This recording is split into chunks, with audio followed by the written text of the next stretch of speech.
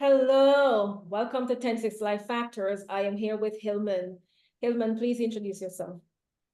Yes, good evening. I am Hillmann Batuo. I am a medical doctor, coach, content creator from the Netherlands. Originally from Cameroon. I was born there and grew up there, small country in Central/West Africa. And I've been living in the Netherlands for 8 years now. Yeah, I'm excited to be here.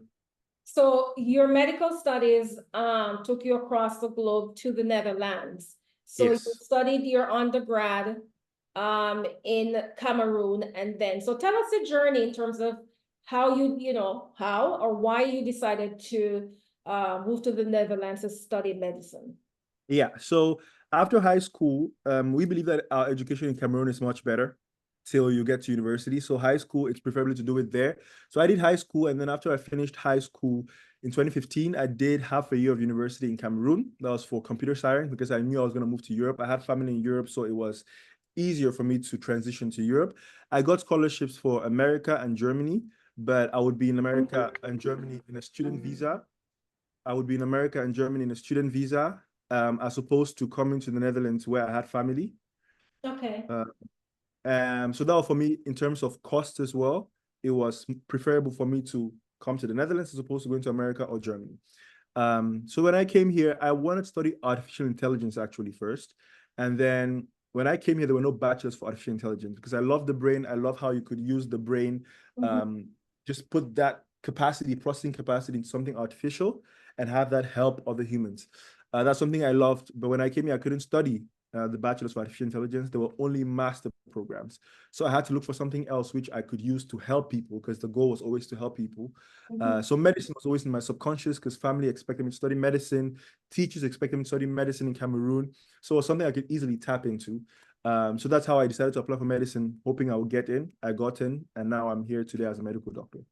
Well, that's a very interesting because initially I thought you actually have the idea of studying medicine from while you were in Cameroon and you simply get the scholarship or the student visa to go. So you're saying this decision evolved into It medicine evolved into, from yeah. The goal has always been to help people, mainland. and that has taken different shapes and forms. Okay. Yeah. And in terms of the requirements to get into medical school in the Netherlands, I mean, you said you have the option of studying in other countries, Germany or the US. If you, Yeah. I don't know if you're aware of the process or the criteria to get into medical school here. Is it comparative? Is it similar to the Netherlands? No, no, it is not. It is high school to med school. So as opposed to America, where you need to get your undergrad first and then go into medical school afterwards. No, here you leave high school and you apply to med school directly. So that's a different procedure. So a lot of kids who are applying to medical school are just fresh off of high school. So like young 17, 16-year-olds in medical school, which means they're 22, 23 when they finish medical school. So the age is different. The requirements are different because, of course, you're starting a lot earlier. And for me, because I came from Cameroon, I had to show a lot more evidence that I was up to the Dutch level of high school leaving grads. So that means I had to get a lot of transcripts, a lot of certificates from Cameroon, there was a lot of information I had to request from Cameroon to be shipped here physically because they needed the physical evidence. So that for me was the shock because I did not expect to have to prove that much that I was up to the level. But in terms of the procedure, it was a standard university application, just with multiple selection procedures. How, in terms of the application process and for you to actually meet those guidelines and criteria that they were asking for, how long did that take you to get accepted? To get all the documentation or to finish the whole selection procedure? Documentation plus the selection procedure. Okay, so the thing was, I took an unintentional gap here when I moved here because I wanted to go into university directly, but I moved in April and only got to settle in the Netherlands in like July, and the application rounds open in October. So I couldn't start in September because I already missed the previous application round. So I had like a year doing nothing. So I had the time to prepare for the October start when applications open. So I prepared and I got everything ready as far as I could. But of course, Some parts of it, like the university telling you your level is up to standard, that only happens because because I had an international degree. That only happens when I actually submit the documents when the applications open, and then they can give me feedback. Before that, they cannot tell me if my level is okay or not. So come October, I applied, and then they told me we need all this evidence. So from October, it took me up until January to actually get all the documentations I needed because things had to be shipped back and forth. And that's because I started in October. Mind you, normal, regular students from the Dutch or European countries start much later. They start last minute. So they check in December. They're like, oh, we have to finish our application. And then they send things in. So I was way early with my application. But still, it took me October, November, and December and half of January to actually get everything together. Yeah. Of course, the selection goes up until April when you actually get the number where you're in or not. In terms of, getting those documentation like transcript, I know for some universities that they said, well, it has to be in the native language of the country that you are applying to. Was that the case for you, where you have to get translation services, or what did you do for those? No, so in my case, thankfully, I did not have to get that because Cameroon is English and French. A lot of people, the university only thinks Cameroon is English because a lot of people in the world think Cameroon is just a French-speaking country. But I come from the English part. So because a lot of my documents, or all my documents were in English, and some of them were in French as well. English, French, and German were the languages which the university accepted documents in. Everything else had to be translated. So thankfully, I did not have to translate the documents. So that means you have a leg up, because when for some, but would that normally be a normal requirement then for translation, if Yeah. that would? Yeah. If your documents were all in Zulu or Xhosa or another South African language, you would have to translate them to English. And Or in terms of cost, just, you may not know because you didn't went through the process, but maybe you picked up this information, in the, going along. yeah. Is it costly to get these documents transcribed to the language or desired language? It costs money, but it's not very expensive, depending on the local currency and how things work there. The expensive part is potentially getting them certified by the local embassies, because sometimes you are not only required to translate them, but they need to ensure that the certification or the translation is an official translation and not necessarily something someone else just cooked up. So sometimes you need to certify it in the court and certify it in the embassy as well, your local embassy. And that could sometimes have a tariff. I think roughly, if I were to guess, about 50 euros, $50 to get documents certified and by the court and the embassy.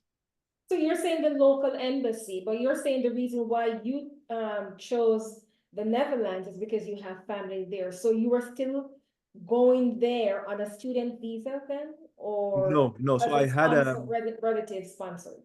relative visa. So I needed to get a visa because you need a visa to travel. Yes. I had to get a visa. My visa was not a student visa. It was a visa tied to family.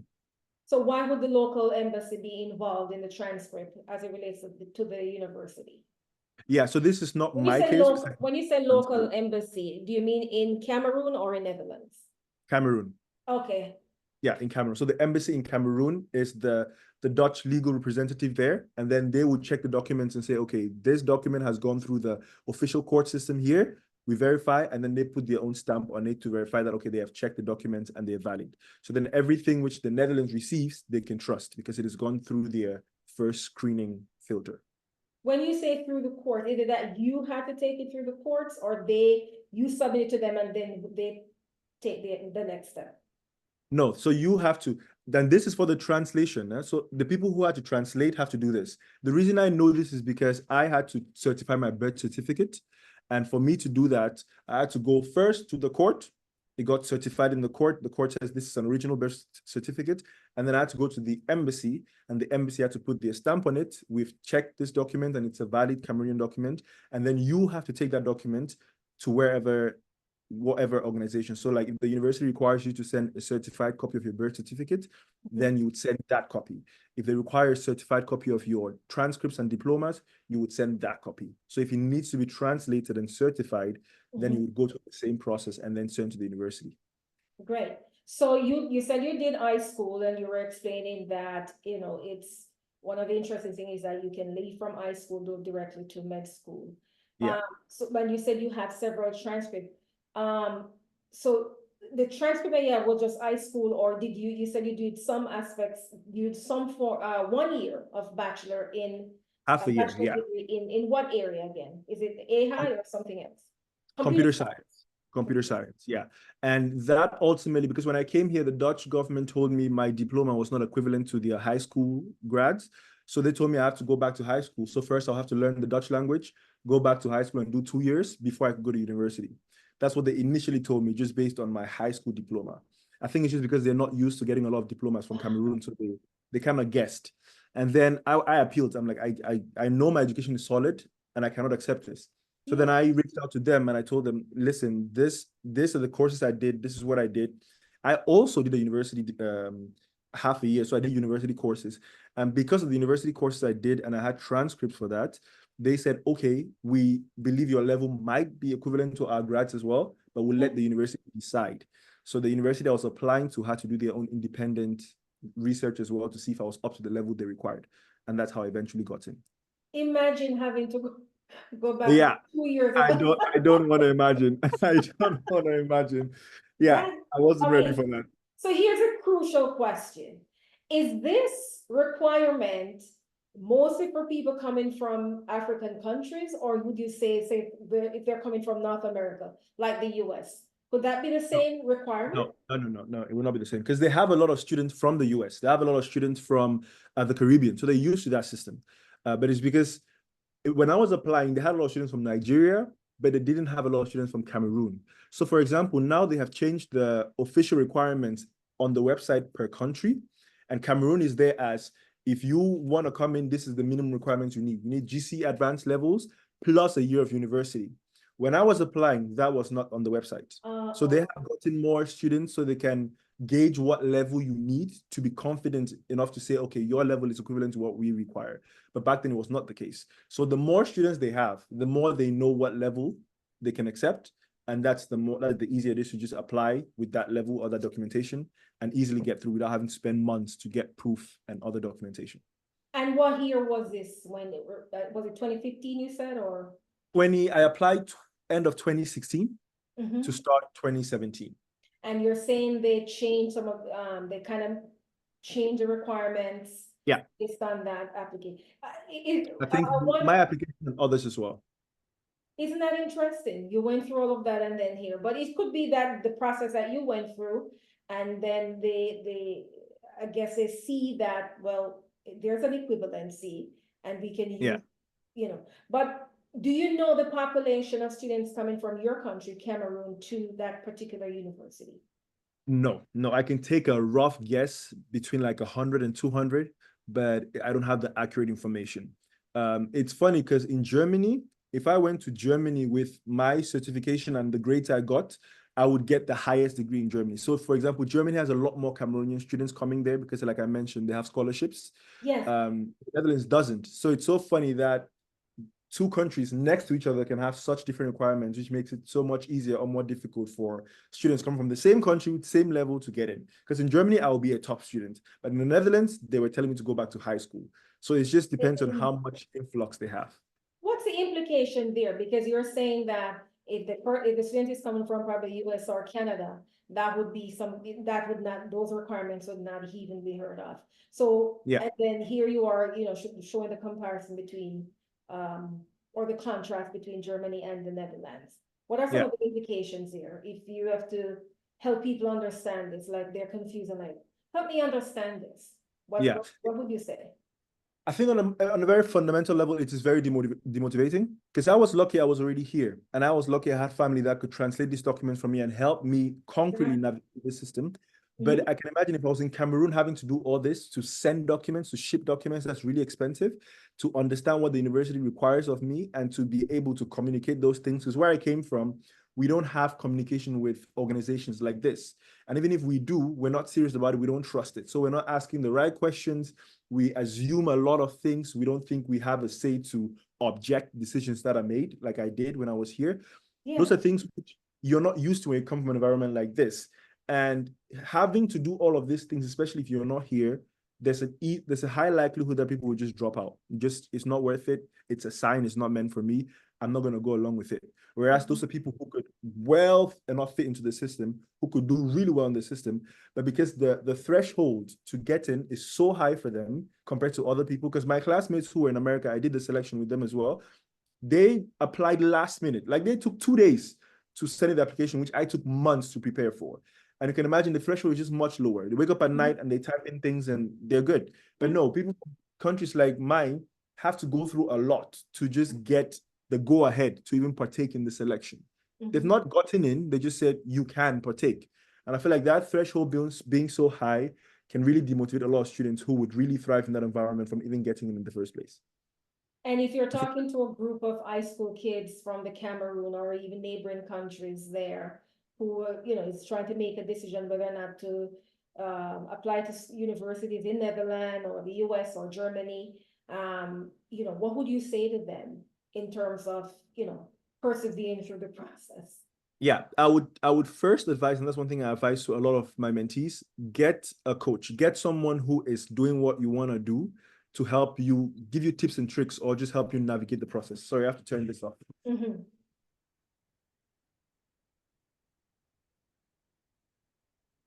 Just to help you navigate the process, because it can be very confusing if you're not used to the system, especially coming from Cameroon. The culture shock and the gap is just too big. It's a huge gap. It's like there's a gap between Cameroon and America, and there's a gap between Cameroon and Europe. It's the gap is just too big, where there's so many things that you would not know unless you've been in the system before.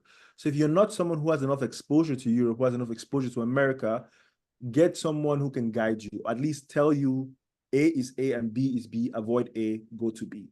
Because if you don't have that, there's a high likelihood that you will get demotivated in the process of that. So the first thing I always advise people is get a coach, get a mentor, get someone who can give you the necessary guidance, because that is very fundamental. Even if you know how to get in, having the right start, which is very crucial as well, that is something which a lot of people cannot do by themselves. And they spend a lot of years trying to figure things out. Whereas if they had someone who could point them, A is A, B is B, avoid A, go to B, that would spare them a lot of stress, a lot of pressure, for which they could actually use that energy to invest in the right way.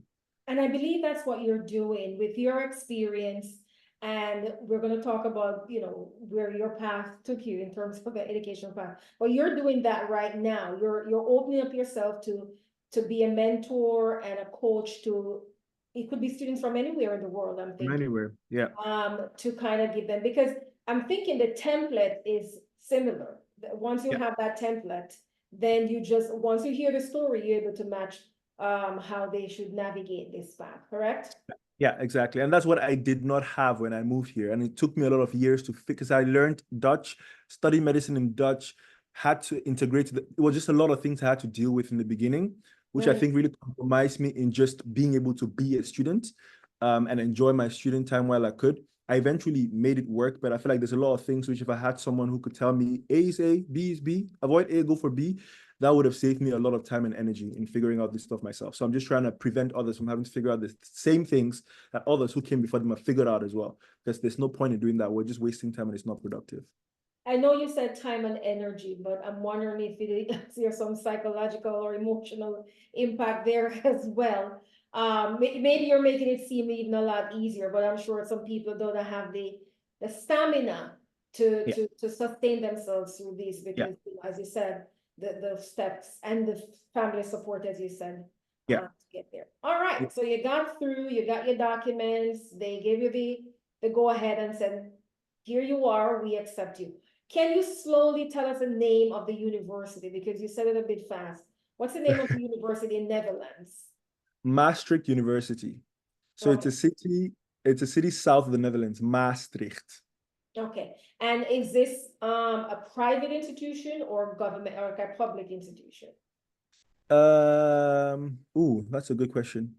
Because in the Netherlands, most of the institutions are government funded. Right. No, it is a government. It is a public one. Okay. It's heavily subsidized by the government. And they do have like multiple colleges, thus the university, yes? Yeah.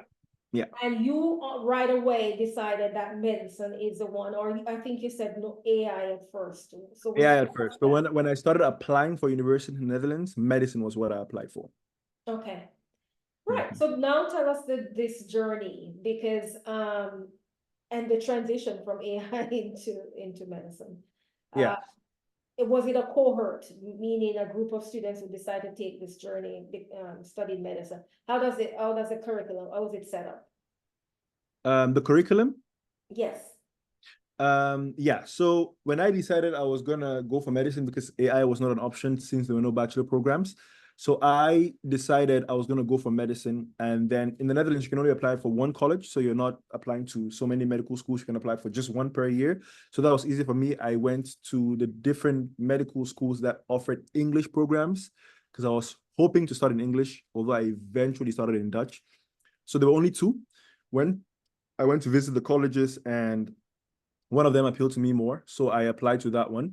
And to my, not to my greatest surprise, but I didn't expect it because a lot of the people I applied with, a lot of my friends who were applying as well, none of them got in. So I was the only one I knew among the Dutch, American, British, Portuguese students who were applying who got in. And I'm like, I was the least experienced with the European system because I had just moved like a year before. So I was really excited about that. Eventually I got in, but my number was not high enough to allow me to study in English, so I had to study in Dutch. And for that, I had to show that I was proficient enough in Dutch. At the time, I was taking language classes, but I had to fast forward the language classes by like 3x. So eventually I got in, but I was still waiting for my language exam to come out, because if I failed the language exam, I would not be able to start medicine because I had to show proof of language proficiency. So eventually, after I think like a month after I got my acceptance to medical school, I got a pass for my language exams as well. So that was like that was one of the best days I can remember. I remember exactly where I was, what I was doing the day I got that email. So I got in. It was a huge struggle because we have a problem-based system of learning, which means you're not just taking in lectures. You have to actively participate in your education. It's a heavily tutorial-based system as opposed to lecture-based system. Okay. So of course, me who has been speaking Dutch for a couple of months before, I was in no way, shape, or form a match to native Dutch students because my whole class was native Dutch students. It doesn't happen often that someone comes in, learns the language, and studies medicine. That's something which the university has not seen. Exactly. So a lot of times they didn't know what to do with me. It's like I'll have problems with reading too slowly in questions and stuff like that. And I would try to complain to someone, but like no one knew what to do because most students who come in from abroad start in English, or if they don't get into the English one, they just try again the next year. But I decided, no, I'm going for it, even if it means studying in Dutch. At the time, I did not think about it will be challenging. I was like, I need to study medicine. If that's what I have to do to study medicine, I will do it. So the first year was just an emotional roller coaster, just figuring stuff out, having mental burnouts, trying to cope in and fit in, but not being accepted. It was just a lot of things I had to navigate in my first year, being away from family as well, because my family lived in the north of the country and I moved south. It was just a lot of figuring out to do. Eventually, I decided, you know what? I'm going to stop trying to fit in and I will just try to be better than I was yesterday. So I decided to focus more on myself and my growth. And that was like the turning point. Everything just changed. I started performing better at school. I started attracting more people because there's something about authenticity and growth and just being yourself that creates with others, and others are attracted to that. So life became a lot easier for me the moment I stopped trying to fit in, the moment I just started focusing on myself. So I enjoyed medical school. I had a great time until the last years when I started questioning, is this what I want to do full time? Do I want to work in the hospital, or do I see myself or my skills and passions better put to use in different areas? And that was the moment I started, taking coaching more seriously and just allowing myself to explore the different talents I have. Wow, that's amazing. So in a nutshell, you're saying that while you are trying to learn medicine, you're also trying to learn the language to learn medicine, basically. Basically, I got fluent in the language while studying medicine. That is amazing. That is actually an amazing ability. And I'm sure not many people could pull that off. That's amazing. All right. Yeah. You said something here though, and I like to touch on the emotional aspect of this. You said you were not, working on even being accepted. Accepted in terms of what is it about you that you recognized or create this awareness in you that you were not being accepted? What area? Language, ethnicity, what are some of the factors? Yeah, at the time, I couldn't put words to it. I'm not sure if I can fully put words to it, but I'm an extrovert. I think my extrovertedness has grown over the years. But when I moved here, I was an extrovert, and I went to boarding school in Cameroon. So I was always used to being around friends, being around classmates. Even on vacations, I would just not call anybody, just go to my friends' houses. We don't plan, we don't do that. We just go. If you're there, fine. If you're not there, I'll hang out with your parents or your siblings or whoever is at home. So I was used to that. I was used to having people around, people I could talk with, people I could laugh with. When I came here, I moved from a collectivistic society to an individualistic one with the expectations that come with the collectivistic society. So I think in the beginning, I already had the wrong expectations. And I moved, and then the language was a barrier because I wasn't as fluent in, informal conversations, understanding the street language and going along with the conversation in a group setting. I had to think more. My reaction time was a little slower. And then it was just like my humor was not gotten. So even in the English setting, sometimes the things I would find funny, which I know are funny, they just no one found them funny. And it was just the things they found funny. I was like, is this really funny? I'm missing the point. So those kind of things really just made the smooth communication and interactions very difficult. It was actually very difficult. So yeah, So in those. a sense, culture shock then, in a way, if you put it in some ways. But you said that after that first year, you start realizing what you had to do. So there's Yeah, clearly some awareness that came to you, yeah, that spending too much time trying to fit in or to be accepted, yeah, here's what I need to focus on to become a yeah, doctor, right? yeah. I think it was the awareness came later, but I think it was just birthed by frustration. The frustration of I'm trying so much because I was aware of it. I was aware that I was trying so hard to conform. I told my mentor from the faculty, I feel like I'm becoming someone else just to fit in. And I don't like the fact that I'm becoming someone else, but I feel like I have to do it. So there Yeah. was an awareness of I'm doing things I would not do just to get accepted. And the moment I switched things up was the moment I felt very frustrated. I was trying everything I could, but I still wasn't feeling like I was getting accepted. I wasn't getting invited to the hangouts. I was seeing people who were hanging out together without inviting me and all these kind of things, which, fundamentally as a human, you want to belong. You want to just have that sense of belonging. And I feel like I was trying so hard to belong somewhere, but I wasn't getting invited. I wasn't getting access to this place I wanted to get access to. And that frustration just led me to say, you know what? I'll not do that anymore because I feel like I'm really compromising myself. How about let me focus on myself because I'm compromising that trying to do this thing which is not working. So let me just do what I can do, focus on myself, and then eventually see where I'll go. Because I did not like what I was becoming or who I was becoming trying to conform. So you had to board on campus or maybe find some residential living in No, proximity? somewhere like the university campuses are different here. So you don't have like one campus, you just have faculty spread around, and you have to find private accommodation close to your faculty. And that's what you did.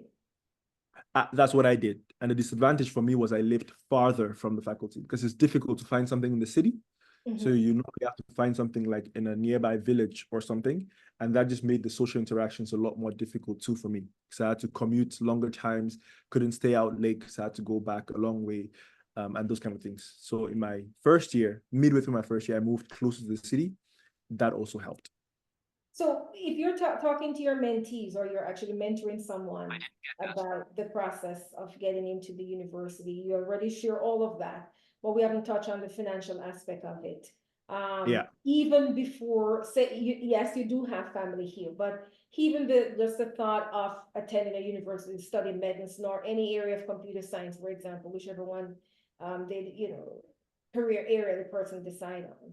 You're saying you reject scholarships yeah, instead. So that means you decide to pay out of your pocket. yeah, I don't know if you want to share any of the financial aspect in terms of how did you decide on that, and yeah. or what would you share to someone to say how you can prepare yourself financially for to attend a university that you know that you don't have any scholarship, you don't have to pay out of pocket. Yeah. I can share about that because America, the tuition fee was 23,000, and I would have to pay 13 out of pocket. So the scholarship was 10,000, wasn't a full scholarship. Germany, I would have to pay 11,000 for 4 years. So it was not the most expensive, but still was a lot of money. Okay. The Netherlands, because I was coming here to family, I would pay 2,000 a year. So medical school for internationals is 32,000 euros a year.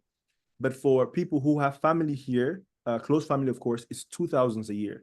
So the 2,000 a year for 5 years would amount to 1 year of America, just tuition fee. And of course, cost will be cheaper for me because I come with family. And in Germany, I would have a student visa too. And the student visa means you're limited in the amount of hours you can work. America, same thing. The Netherlands, because of the rights I have coming to visit, to meet family, I would have more access to financial aid. I would have more access to working hours, and I would pay less. So ultimately, the financial picture for me looked better in the Netherlands, even though I'd have to pay because I could take loans for that, as opposed to going to America and Germany where you have to figure out a lot of stuff and you cannot work that much to also, maintain your upkeep. Okay. So if someone coming from Cameroon without relatives, they'd have to be prepared to pay all of that out of their pocket. Yeah, Because it because would there's no not. scholarship for medicine. Yeah. Right. Okay. All right. So you in your first year, you realize that you're just gonna have to say more focus on study versus on the social aspect because it's just not working out for you. How did you find navigating the classes in that, the local tongue, and was it a diverse setting or you were just one off? I was one off.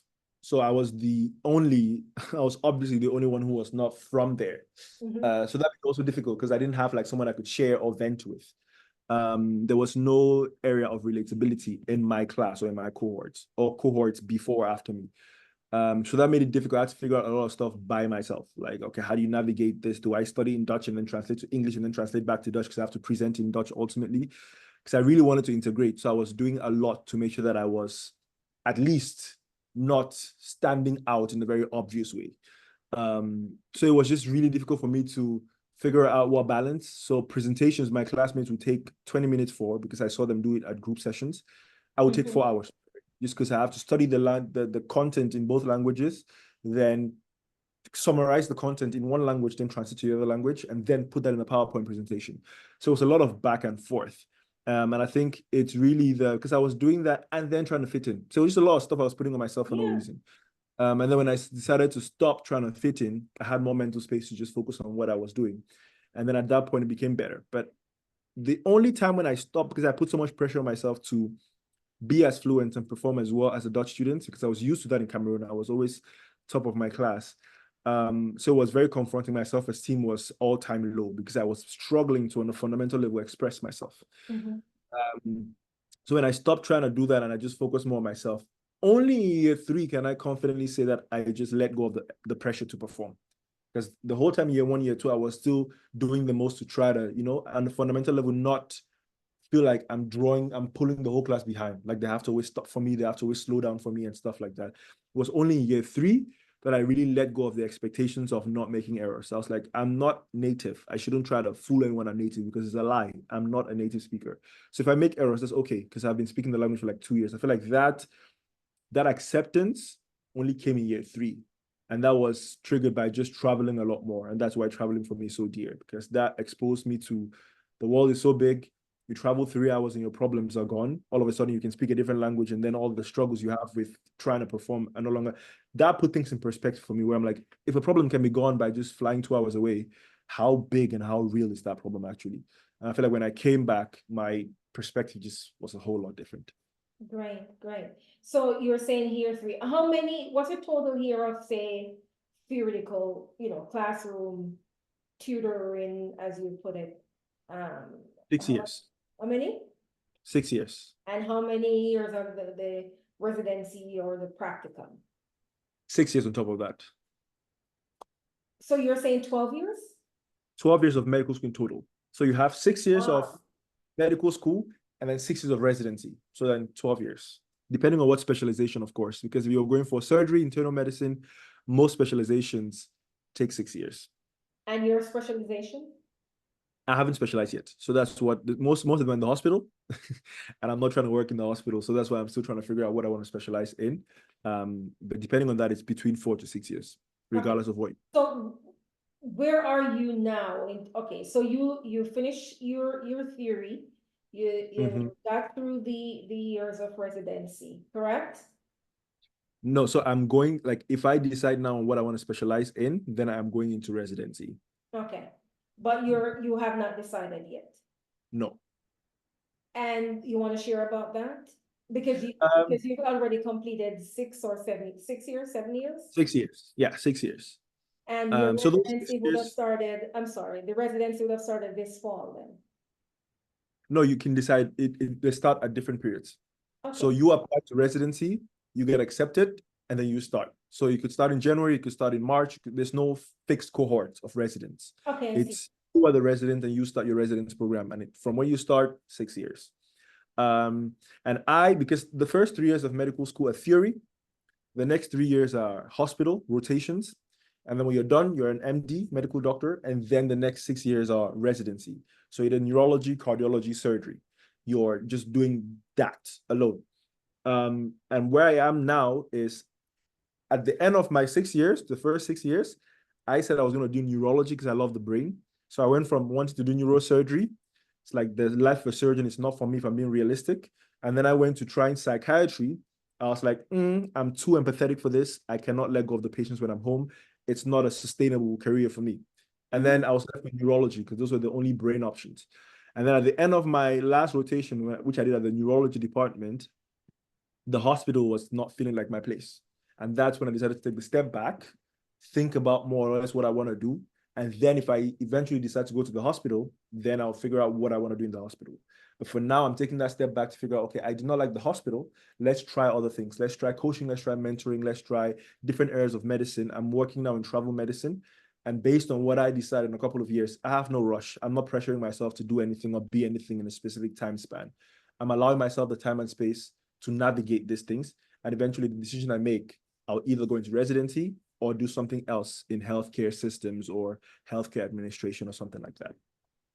So this is one of the interesting stories. So a couple weeks ago, I came across a story on YouTube. I don't know if you saw that story. The neurosurgeon? You saw it? Who did not see it? Everyone Oh saw it. my gosh. Yeah. The MIT. MIT graduate, yeah. I felt like it was just, for me, when I saw it, I was like, okay, YouTube, the algorithm is giving me this because I decided to make the decision. Exactly. I know you're talking to me. I'm thinking, wait a Exactly. minute. Yeah, Story exactly. info. Okay, so I'm sure that's relatable. What do you got from it? Did you watch the entire thing? I watched the entire thing. Yeah, with all the pauses and I watched the Okay, entire. so let me just clarify for in case anybody what. So there's a story on YouTube of this MIT graduate neurosurgeon. Interestingly, his path sounds similar to yours because he also was in, I think he studied computer science and AI. He did some computing AI with neurosurgery. Yeah. Exactly. Yeah. And so he spent so many years doing that only to find out that it's not what he expected. And his reasons is just minimal. It's like, I'm there to help people, but I realize I'm not helping. Yeah. That's really the moral of the story. It was really Yeah. shocking and eye-opening. So tell me what Yeah. that story did for you.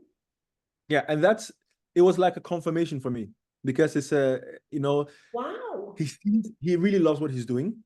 And it was like, okay, the problems you are facing and not because I know they're not only things I face. I talk to my classmates who are in the same place because I try to make space for my classmates also feel like they can talk about the struggles they're facing being in the hospital and being a healthcare Yeah. practitioner because it's not easy. And a lot of my classmates voice the same thing. They don't feel like they're doing something meaningful in the hospital, but it's just they've done it for 6 years and they have no idea what else they will do with their lives because they've not taken the time to explore anything else. So that's something, that video is a sentiment a lot of doctors have. It's just not all of them are brave enough to take that step. And that's the problem. And the longer you wait, the more difficult it is to take the step. That's why his story is so striking because he stayed in there for a long time and then took the step. But probably, like he said, he knew for a long time that this might not. You just hang in there because, it'll get better. People have done it. What else are you going to do? You've studied for so long Right. until you rock bottom. And then you're like, okay, I got to change things. If you're aware enough to actually change things. So a lot of people just stay in there and then they're doctors who are not good doctors to be around because they don't want to be there, but they don't Yeah. know what else to do. So I feel like it's very relatable for me. And I feel like a lot of people also relate to that.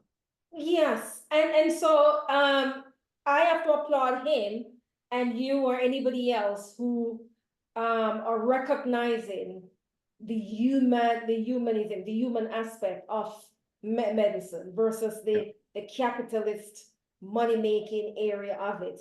And I know Yeah. it's gonna shock a lot of people if, you know, when you share your story, like, wow, you went through all of this and now you may not do it. Come on.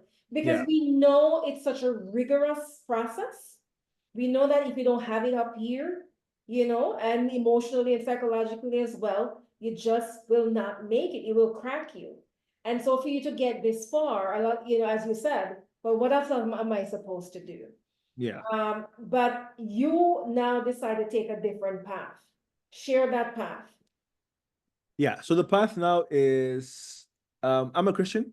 So I think I don't want to do anything which God does not want me to do.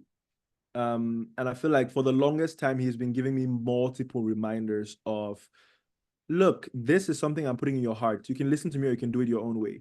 And there've been multiple signs from different places, people randomly meeting me and telling me things which I would ask God for confirmation about. And like I mentioned, the talents I have, like coaching, talking to people. So a lot of people who need this, a lot of people who need Yeah, this guidance don't have access to the people. And if I work in the hospital, I would have so much on my plate that I would not have time to actually have these conversations with people. yes. Uh, Public speaking, going around, meeting people, networking, connecting people, because my network is very broad and I enjoy talking to people. I enjoy maintaining connections with people. And it's like I talk to this person and this person is in need of that person, but I just never have the time to connect them. So I'm like, Mhm. okay, let me create the space and the time to be able to do these things, to network, to do public speaking, to coach, to travel, because I have a lot of friends and family all over the world. Coincidentally, I'm going to be in America as well in November for Thanksgiving this year. And it's just things like this, which normally I would not have the time to do if I worked in the hospital. I decided to take a step back and be like, okay, you know what? These things are important for me. They energize me a lot. They're things that Yeah. come naturally. When I'm talking, I don't think about it. It flows. So, Let me see what happens if I take a step back to give myself the space to allow these things to grow. And mhm. that's literally what I'm doing now. It does not make sense to a lot of people. It it is very scary for me because I don't know what I'm doing and I'm used to having some level of certainty about where I'm going to. But at the same time, it's very exciting. And there's a lot of the peace of mind that comes with that is priceless because I know I'm doing what I feel like I'm doing. And I don't think there's a possibility of me getting to a point in 10 years where I regret having done this because the only thing I would regret is having the what ifs of not trying all these things. Yeah. I think it's just trying and just trial and error, just trying and being okay with failing. If it doesn't work out, okay, we'll try something else. But I don't want to get to a point where I'm regretting what happened if I tried this, because I can always go back into medicine.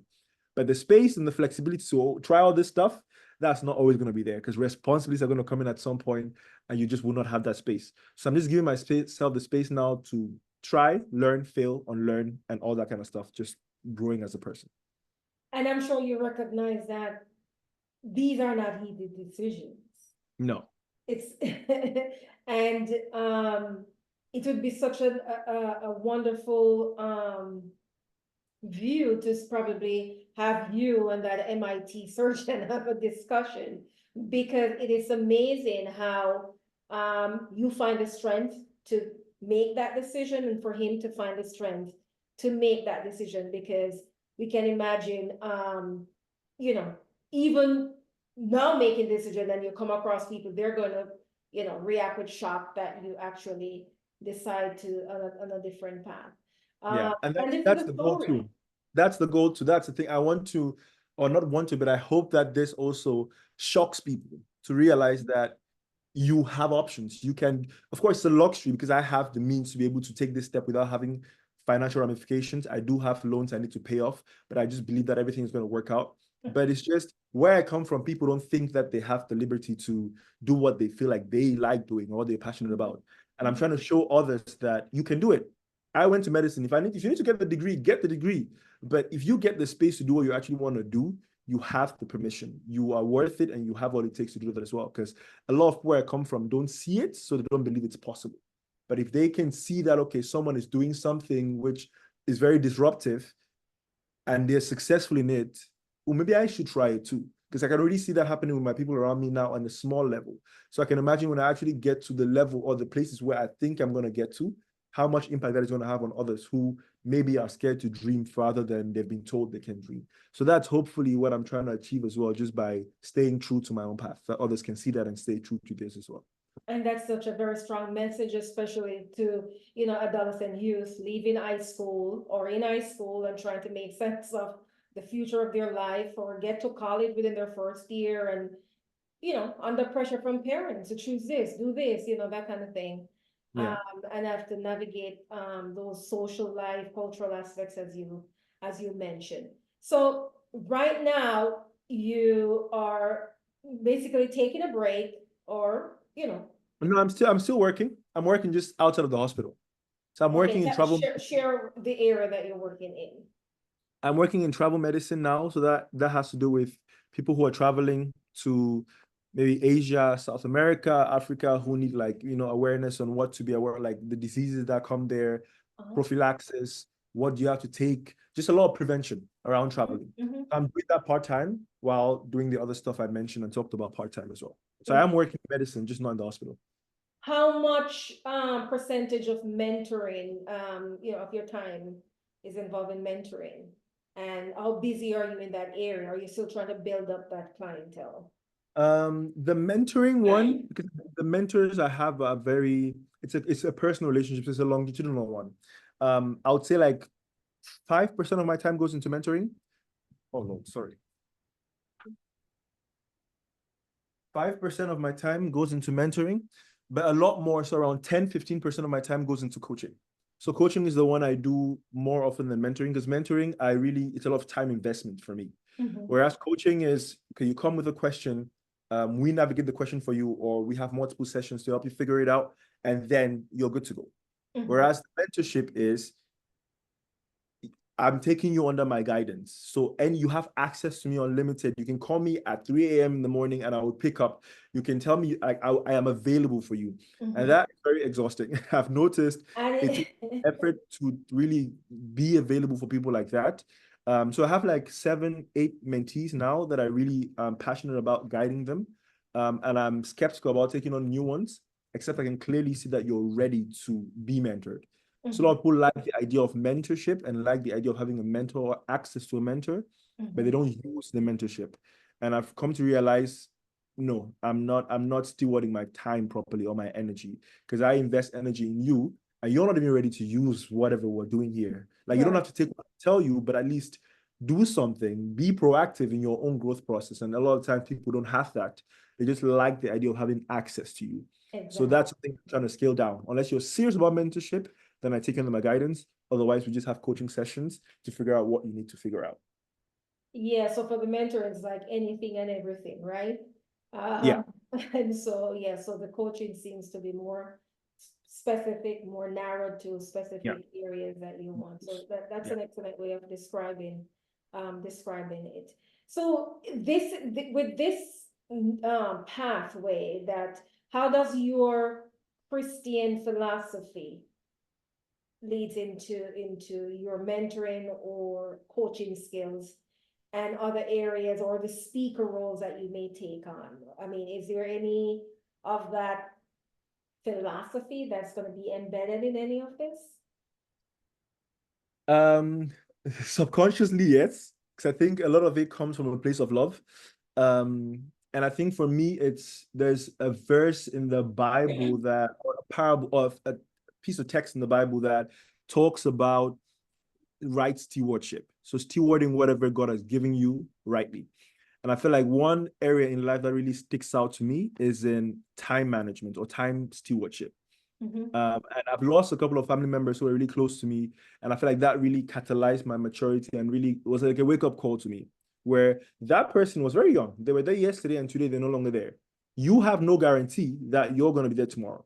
Right. And it's like, we all have limited time on earth. We say this a lot, but people don't really act on it like they actually believe it. And I feel like after losing those family members, I really got to believe it. I really got to see, okay, you are not guaranteed of tomorrow. And I feel like that pushed me to just be very aggressive about managing my time rightly. So it's like, God has given me this time as a blessing. I'm not going to take it for granted. So if I can use that blessing to invest in the best way I know possible, which is in humans, because human investment is just the best investment you can have, if I can use that time to invest in people, I will do that any day, anytime. And I feel like from my experience and seeing how much I needed this, I can only imagine how helpful it is to have others as well who may not have everything figured out, to have someone who can guide them. So it's just stewarding my time properly and using that time to invest in the things that I know are most important, which is people. So that's like the underlying subconscious philosophy behind it. Okay. In terms of, is there a large, let me, so I wanted to ask you about the culture, the Cameroon culture in the Netherlands. Is it there a large community there, or they are kind of spread out? There is a large community. When I came, my like family I have here told me, do not go to the Cameroonian community. So I had like my mom, my stepdad, and my sister. And they were all unanimous in don't go to the Cameroonian community because their mindset can be very limiting. Mhm. And I did not necessarily take the advice seriously, but I did not have a reason to want to go into the community because I was Mhm. moving to school and I was really busy with integrating into Dutch society. So I did not necessarily want to be in Cameroonian societies that much. But now looking back, I'm thankful that I got that because the Cameroonian society is there, but the way of thinking sometimes can be very limiting. It can be very boxed to what they have been exposed to. And a lot of the times, there's not that big of a need to integrate themselves into the societies they're living in. So they would come, Ah, be by themselves, and just do everything by themselves. And I feel like that is limiting. Like you left home to go miles away, and you're gonna stay doing the same things you did back home with the same people you did back home. I just feel like that for me just limits you in a very fundamental way. mhm. Uh, so there is a big community. I'm just not very active in the community. I'm trying to get more active in a very controlled way. So to Mhm. make sure that the certain ways they think and want you to act, because it's a lot of expectation put on you as well, that doesn't affect me, because that's what I'm trying to not allow myself be taken over by. Is that something that an advice you'd give to, say, an immigrant, student, foreign student, or someone else coming into that country, or any country that matter, that integration is better versus, cultivating or sustaining culture? I think a good balance of both is important Mhm. because, like I said, you need that sense of belonging. And I know that it's nice to just have people where you don't need to explain cultural context for them to understand what you're talking about or going through. So it's Mhm. important. And I was president of the African Caribbean Association in my university, Mhm. so I could tell the importance of having that space. But I Mhm. know that it's very limiting, and I tell my friends now who live in America, because those in America are just way worse because they just only interact with themselves. They interact Mhm. with other cultures when they absolutely have to. Mhm. The rest is just by themselves. And I think there is so much enrichment that could come from having those different perspectives and just being exposed to different things that for you as a person and for us as a collective is just a lot better. So I always try to advise them to, as much as possible, just expose yourself to these things. You never know where you can learn something from that could benefit not only you but the community. So yeah, definitely for anyone who's coming, I'll say find a good balance. Of course, you already have the Cameroonian context and cultural background, and that would work for you. Where if you meet a Cameroonian, you can easily relate on a lot of things. Mhm. But you've come so far, and you spent, all this money to come this far. You might as well get everything you can get, benefit as much as you can benefit from being in that new environment, as opposed to closing yourself up to what you're already used to. So I think a lot more just comes from that. So here's a point to you on that. I'm validating all the what you said about trying to be more socially integrated and all that. However, is the social and political environment, are there similarity in terms of the US and the Netherlands?